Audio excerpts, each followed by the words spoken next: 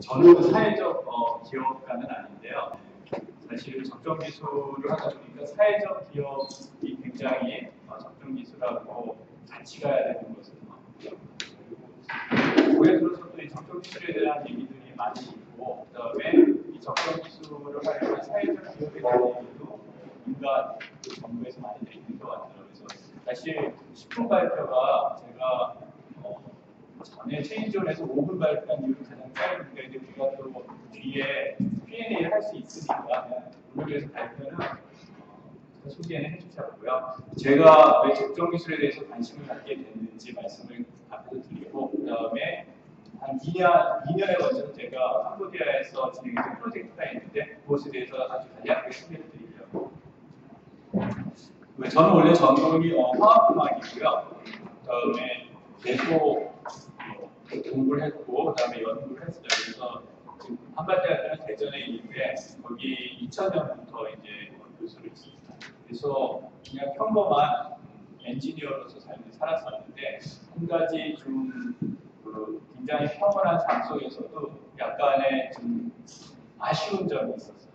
아쉬운 점이 있었는데 그게 뭐냐면은 제가 하고 있는 연구를 하고 있는 이 과학 기술을 통해서 사람들을 돕고 싶은데 이게 어떻게 해야 되는지에 대해서 좀 답이 없었어요. 그래서 예를 들면 의사 선생님 같은 경우는 사람을 치유하고 이런 것이 금방 눈에 보이잖아요. 근데 과학 기술을 요즘에 아시겠지만 굉장히 깊어졌고, 그다음에 전 과정을 저희가 전부 아우르는 것을 굉장히 힘들기 때문에 제가 하는 연구가 굉장히 중요하다는 생각을 하고 있지만 그것이 어떻게 궁극적으로 사람들에게 도움이 되는지에 대해서 사실은 확신을 갖기 어렵습니다. 그러다가 이 책이 제가 2007년에 처음 본 책인데요. 본 시간이군요. 그 2007년에 미국에서 전시회가 있었어요. 디자인 포 디아드 90%라는 전시회가 있었는데 이 책은 그 전시의 카탈로그예요. 그런데 카탈로그라고 하기에는 굉장히 좀 나름 도서 성격이 있습니다. 150페이지 되고 굉장히 아주 깨알 같은 글씨로 되어 있어요.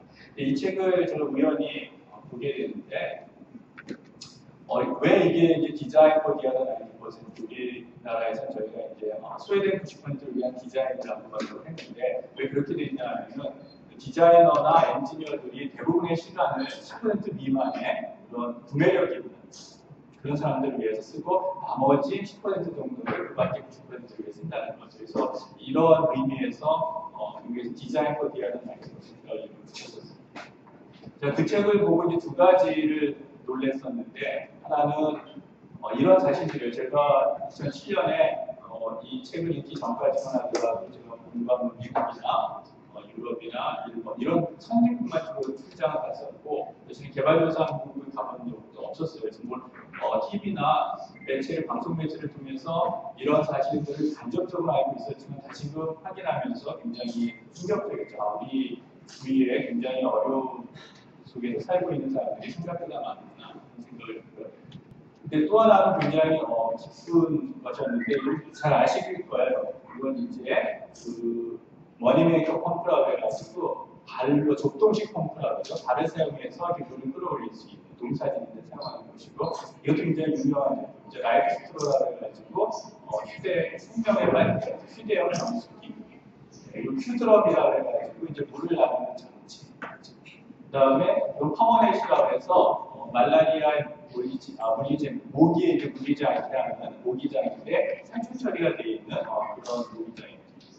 그래서 이런 것들이 이런 제품들을 보면서 과학 기술을 사용해서도 사람들을 도울 수 있구나 하는 것을 알게 된 게 저에게 굉장히 큰 감명을 줬습니다.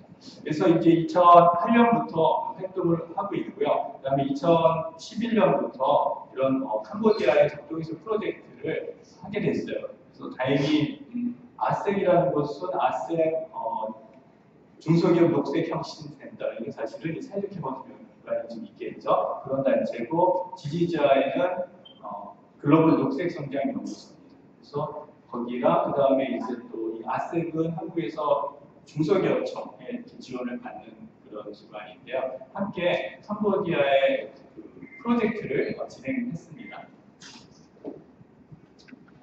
이 적정 기술은 뒤에 나중에 저희가 Q&A 할 때도 나누게 되겠지만 저희 이공계 같은 경우는 사실 이제 어떤 문제점에 대해서 이렇게 집중하는 경향이 많아요. 요즘은 대학에서도 공대에서도 공학이 문제점 때문에 이런 설계나 디자인을 많이 강조를 합니다. 창의적 종합 설계 이런 것도 사용하는데 주로 저희는 문제를 관심을 갖는데 근데 적정 기술은 사실은 그 문제도 중요하지만 문제보다는 그 사용자, 수요자, 사람에 더 집중을 해야 되는 그런 게 있습니다.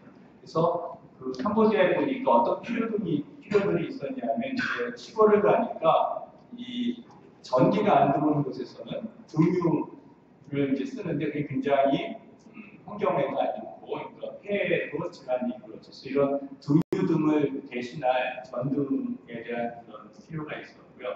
그 다음에 이 굉장히 1년 3호작을 할 수 있을 정도로 기후가 좋습니다. 그런데 이렇게 수확한 농산물들을 제대로 가공을 하지 않아가지고 부가가치를 제대로 얻지 못하거나 이렇게 비위생적으로 기계에서 건조할 수밖에 없어서 위생적인 어떤 대량의 건조 시설이 필요함을 느꼈고요. 그 다음에 캄보디아는 그래도 비교적 아직까지는 나무가 있지만 이런 나무 땔감을 대신할 만한 좀 친환경적이고 또 저렴할 수 있는 그런 조력 연료의 필요들이 있었습니다. 그래서 저희가 같이 고민한 끝에 등유를 대신할 전통 요즘 태양 솔라셀, 태양광 시스템에 대한 많은 논의들이 보급이 되고 있는데 그 가정용 태양광 시스템 SHS라고 그러죠. 이런 것, 그 다음에 건조 시설, 그 온도를 활용하는 이 한국에 김학을 교수님이랑 함께해서 그 다음에 잘 알려진 솔라쿠커, 태양열 조리기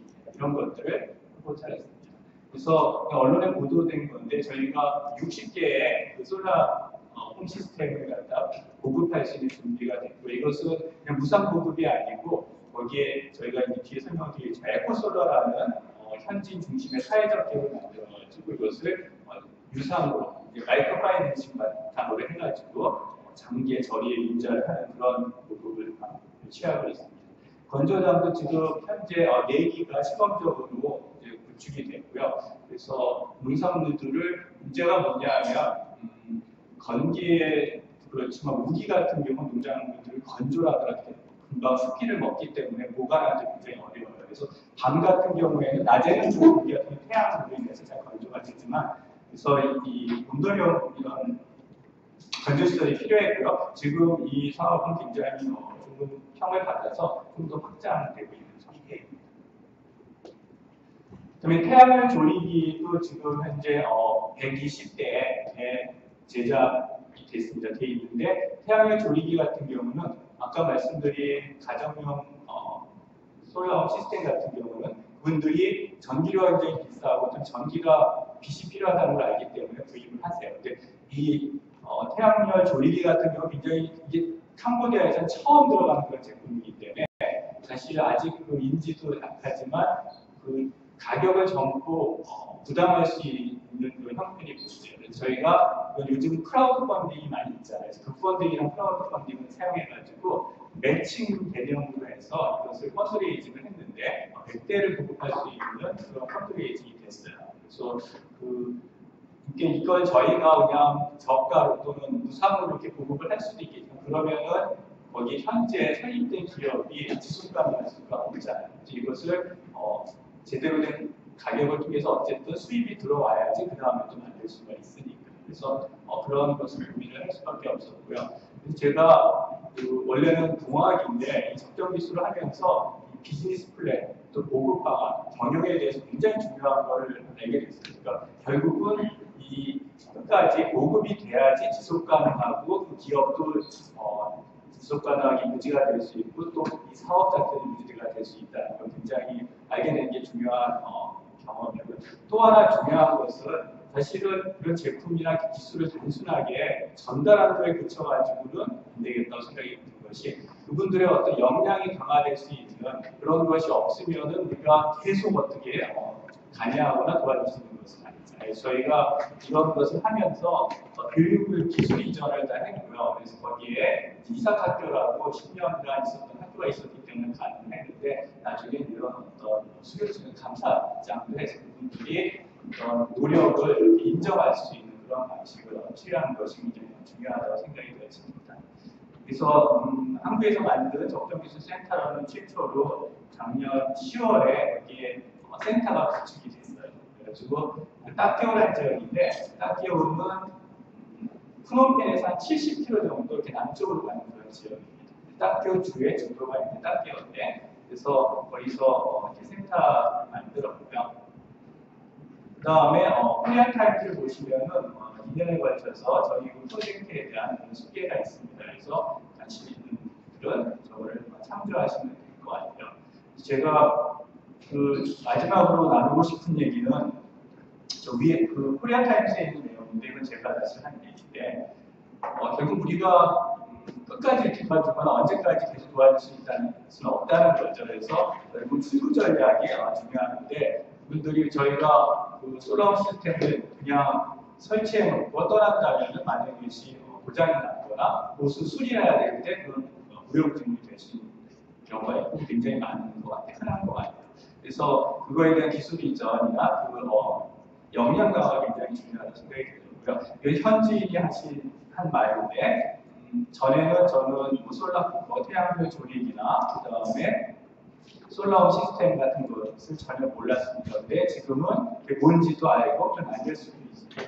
그러니까 그 현지 분들의 역량이 강화되고 자신감을 획득하게 사실은 가장 큰 자산인 것 같아요. 그리고 우리가 다른 사람들을 돕거나 그럴 때 중요한 것은 그분들의 역량을 강화시키는 것이 가장 중요한 일이 아닐까 이런 생각이 들었습니다. 이게 저희 적정기술 미래 포럼의 블로그인데요. 여기 upload.org.k에 들어가시면은 저희가 그동안 활동한 것에 대한 모든 자료들이 있으니까 웨비나를 통해서 또 자료를 보시면 될 것 같습니다.